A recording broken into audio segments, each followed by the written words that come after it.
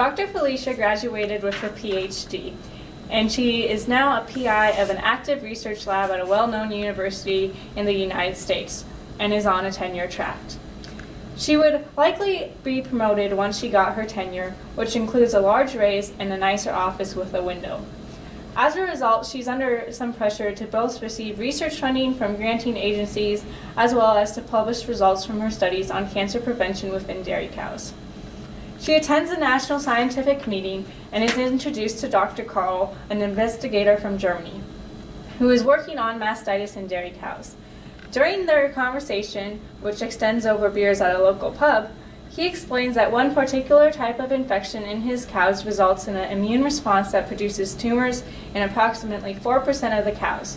As a result, he'd love to collaborate with you on a joint research project, in which he studies the infection of subsequent immune response, in which she would measure factors that are known to be involved in tumor formation.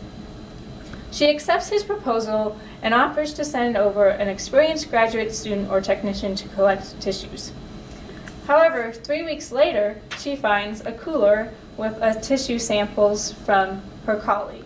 An attached note says, "Thank you for your offer of sending expertise from your laboratory to collect tissues.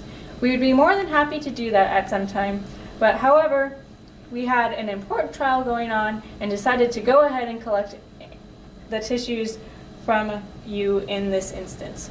Please analyze them for markers of cancer cells, and any subsequent publications arising from these results will include her name as an author." She finds that the predicted number of tissues contain cancer cells. 3 months later, she sends her technician to collect more samples, and at this time, they all come back negative. Your technician reports that she couldn't find the records of how they'd collected the previous samples. Her German colleague explains that the infections were slightly different in the second case and sends her a photocopy from the laboratory notebook describing how the samples were collected for the first trial.